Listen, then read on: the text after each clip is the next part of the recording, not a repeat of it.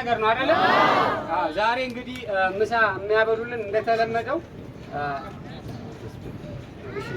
እንግዲህ ያው የኛ ገና ነው አይደለ? እንግዲህ የፈረንጆቹ ደግሞ በአውሮፓ የሚኖሩ ኢትዮጵያኖችና ፈረንጆቹ ዛሬ ገናቸው ነው። እንኳን ለገና በዓል አደረሳችሁ። እንኳን አደረሳችሁ። ዛሬ ምሳ የሚያበሉልን የገናን በዓል ምክንያት በማድረግ እንግዲህ በአውሮፓና በአሜሪካ የሚኖሩ የካቴ ላዮስ ማህበረ ልደታ ማርያም ካቴድራል እና በጥቁር አንበሳ ተመራቂዎችና አስተማሪዎች ስም በተሰበሰበው ገንዘብ ይህንን የፍቅር የመተሳሰብና የመተባበር መልእክት የያዘ ጸበል ጸዲቅ ከካቴ ላዮስ ኢትዮጵያን ወንድሞቻችን እህቶቻችን የተበረከተልን ጸበል ጸዲቅ ነው።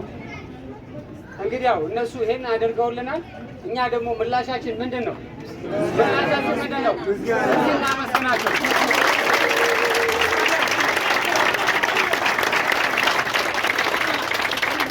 ቻችን ስናቀርብ በታላቅ አክብሮት ነው ብለዋል። ማዕዱን ሲሰጡን ለእኛ ሲያዘጋጁ በታላቅ አክብሮት ነው ብለዋል። እግዚአብሔር አምላክ ያክብርልን፣ መድኃኒዓለም ያክብርልን።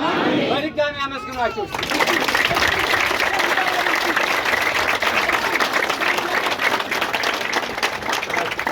ዛሬ ክሪስማስ ነው፣ ትልቅ በዓል ነው።